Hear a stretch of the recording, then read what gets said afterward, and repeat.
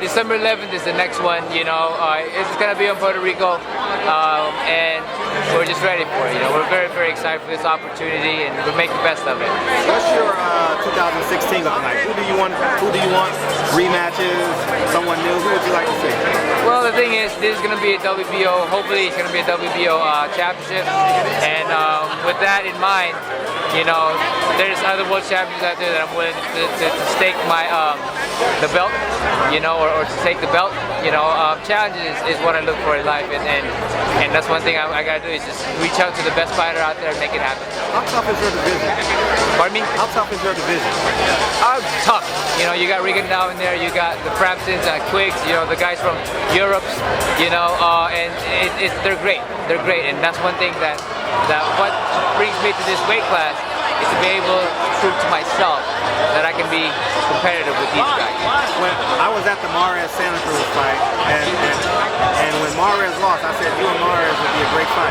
I think it's always been a great fight with me and Mares. It's just that it never happened because of promotional issues, and hopefully that we can make it happen now that Top Rank and Golden Boy work together, or whatever the case is. But hopefully we do it for the fans. Now, you said promotional issues. Obviously, the majority over there is with PBC at 122, 126, somewhere in there. Do you really honestly think that it can happen? Bob Arum has been quoted as saying never, but you need to fight at 122, 126, somewhere in there. Rigondeaux's with Rock Nation now. Will the boxing fans get to see the best of the best because of these cold wars? I think that they gotta do another tournament. Like how they did Ward and everybody. I think that there's got to be a tournament, and I'll put my name in there. I'll put my name in there. I'll be the first person to put my name in there. You put in Rigondeaux, Lomachenko, you put in Walters, you put in all these great fighters in there.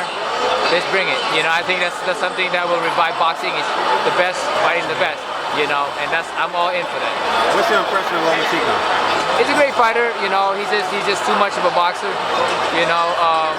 Entertainment-wise, no one will really follow in terms of how he fights. But the thing is, he's still new at the game, and he knows how to pull his power when he can. He's still learning. He definitely belongs with the guys at that level. But you got Walters who's a tank. You got Mares who's fighting guys. You got Mares, and you got Santa Cruz, and then you got Rigondeaux and the European kids, Quigg and Frampton. Yeah, so there's a lot of opportunity, and hopefully that we can just all get together and just make it happen. I think it'll be like Royal Rumble. Let's do this shit. And your way up, you was probably the most popular guy at 122 down there. And what's it been like on the comeback trail, trying to re-inspire us to get behind Nonito Donaire? It's just the opportunity and just the blessing.